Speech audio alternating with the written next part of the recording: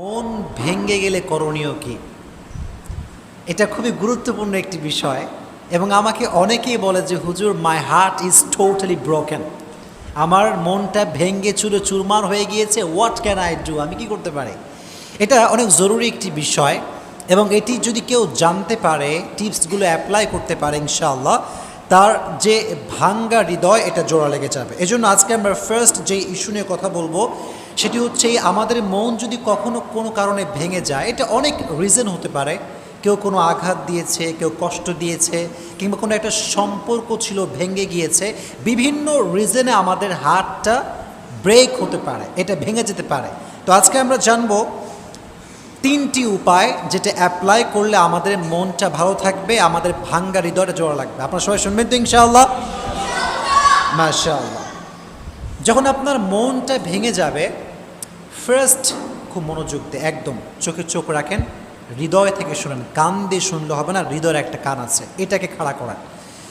যদি মন কখনো ভেঙে যায়, যদি হৃদয়টা কখনো ভেঙে চুরমার হয়ে যান, যদি ভেঙে যায় কখনো, এটাকে ঠিক করার জন্য, কষ্টকে হালকা করার জন্য জাস্ট গো টু দ্য গ্রেভইয়ার্ড, কবরস্থানে যাবেন।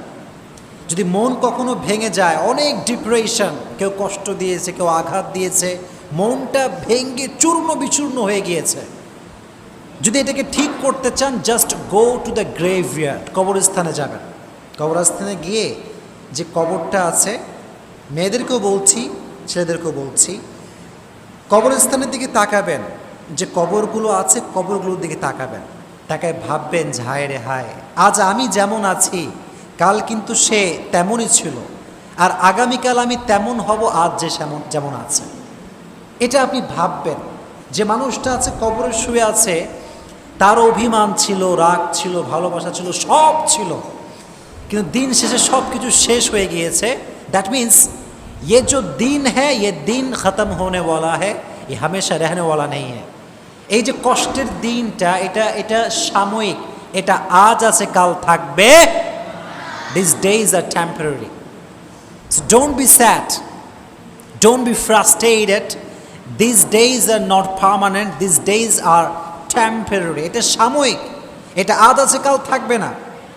এবং আপনি যখন মনটা ভেঙে গেছে, ask yourself why your heart is broken. আপনি নিজেকে জিজ্ঞেস করেন যে আমার মনটা কেন ভেঙে গেল। আপনি জাস্ট অনেক অবজার্ভ করার পরে বুঝতে পারবেন যে as a Muslim you have no connection with Salah, you have no connection with Quran, you have no connection with Prophet Muhammad sallallahu alayhi wasallam. আপনি মুসলমান ঘরের সন্তান, নামাজের সঙ্গে আপনার কোনো সম্পর্ক নাই। আপনি মুসলমান ঘরের সন্তান, কোরআনের সঙ্গে আপনার সম্পর্ক নাই। So as a Muslim you don't have any kind of connection with Salah, so how do you not expect the sadness that you are feeling, man? যদি আমার মুসলমান হিসেবে আমার নামাজের সঙ্গে কোনো সম্পর্ক না থাকে, আমার মন ভাঙবে না তো কার মন ভাঙবে? আমার মন তো ডেফিনেটলি ভাঙবে। এজন্য ask yourself why you are depressed. আপনি কেন হতাশ, কেন আপনার ভিতরে এত কষ্ট, কেন আপনার মনটা ভেঙে চূর্ণ বিচূর্ণ হয়ে গিয়েছে?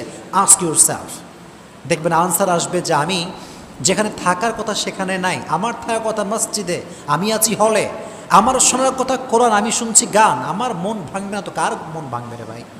একটু প্রশ্ন করেন নিজেকে। এই জন্য যখন খুব বেশি কষ্ট লাগবে জাস্ট গো টু দ্য গ্রেভইয়ার্ড, কবরে যাবেন, গিয়ে কবরগুলোকে নিয়ে একটু ভাববেন। দেখবেন যে যেই মানুষটা বালিশ ছাড়া ঘুমাতে পারতো না, সে মানুষটা আজকে বালিশহীন মাটিতে শুয়ে আছে। যেই মেয়েটা মেকআপ, নাকের ফুল, নাক ফুল, কানের দুল, তারপরে শাড়ি, গহনা, হাতের চুড়ি, এত সুসজ্জিত যেই মেয়ের শরীরটা থাকতো, সেই মেয়েটাকে কবরে কাফনের কাপড়ে প্যাকেট করে রেখে আসা হয়েছে। কিচ্ছু নাই, এত রূপ, এত সাজসজ্জা, এত মায়া, কই? কিচ্ছু নাই আজকে। একটু এগুলো নিয়ে ভাবেন। এই যে আজকে আমাদের এত ভালোবাসার মানুষ, কত ভালোবাসা, মেসেঞ্জারে নক দিছে, মেসেজ সিন হয় না, তুমি কোথায়? ইনস্টাগ্রামে নক দিলাম, কই তুমি? তোমার মেসেজ ডেলিভারি হয়, সিন হয় না কেন? কল ধরো না কেন? কত টেনশন, কত ডিপ্রেশন। মরে গেলে সব শেষ, মরে গেলে সব শেষ। কেউ আর খবর রাখে না, কেউ নক দিতে পারে না, কেউ আমাকে নিয়ে চিন্তা করবে না। এটা নিয়ে একটু ভাববেন, দেখবেন যে আপনার যে পেইনটা আছে, আপনার মন যে ভেঙে চূর্ণ বিচূর্ণ হয়ে গিয়েছে, আপনি বুঝবেন যে ইটস নাথিং, এটা কিছুই না, আপনি ওভারকাম করতে পারবেন।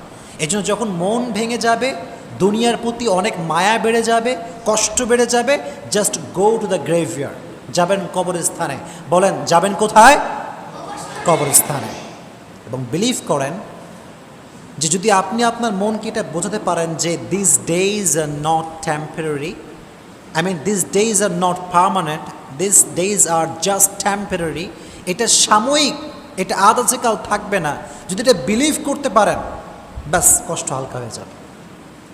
ওয়ামান ইয়াতাওয়াক্কাল আলাল্লাহি ফাহুয়া হাসবু, কোরআনে আল্লাহ তাআলা বলেছেন যে ব্যক্তি whoever trusts in Allah subhanahu wa ta'ala, Allah is sufficient for him, যে ব্যক্তি আল্লাহর উপরে ভরসা করে আল্লাহ তার জন্য একাই যথেষ্ট হয়ে যায়। কোন সুবহানাল্লাহ, আল্লাহ একাই তার জন্য যথেষ্ট হয়ে যায়। এক নাম্বার যাবেন কবরস্থানে। বলেন এক নাম্বার উপায় কি?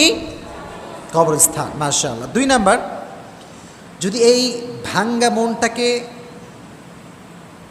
জোড়া লাগাতে চান এবং এটাকে সেকেন্ড টাইম আর ভাঙতে না চান, স্বার্থপর মানুষের সঙ্গে মিশবেন না। যারা সেলফিশ পিপল, যারা খালি নিজেদের স্বার্থ বোঝে আর কিচ্ছু বোঝে না, এদের থেকে ডিস্টেন্স মেনটেন করে চলবেন। কারণ স্বার্থপর মানুষ অলওয়েজ আপনাকে ভেঙে দিবে, জোড়া লাগাবে না। জন্য ভেরি অ্যালার্ট। আমরা অ্যাজ এ মুসলিম স্বার্থপর মানুষের সঙ্গে সম্পর্ক রাখতে পারি?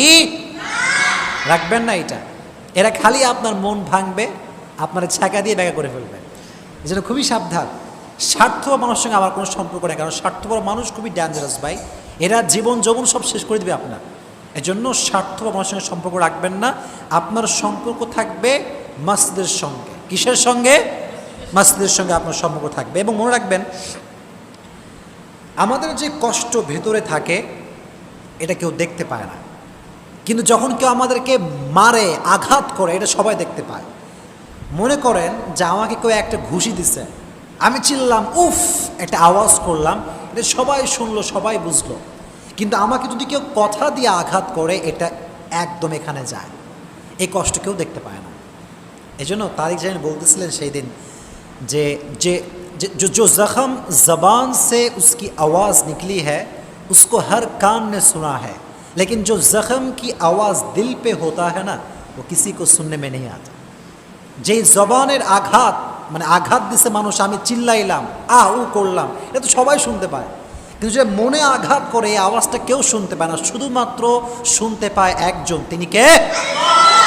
এটা শুধুমাত্র আল্লাহ তাআলা শুনতে পান। এই জন্য স্বার্থপর মানুষদের সঙ্গে মেশা যাবে। দুই নাম্বার আমল। তিন নাম্বার যে বিষয়টি আপনি করবেন সেটি হচ্ছে এই, মন ভেঙে গেলে আমি জানি এটা প্রচুর পরিমাণে কাঁদতে মনে চায়, মনে হয় যে একদম চিল্লা ফাল্লা করে কান্দি, একদম সব কিছু একাকার করে ফেলে, এরকম মনে হয়। আচ্ছা ঠিক আছে, আমি আপনাকে পারমিশন দিলাম যে আপনি কান্না করবেন, বাট একটা সময় আছে।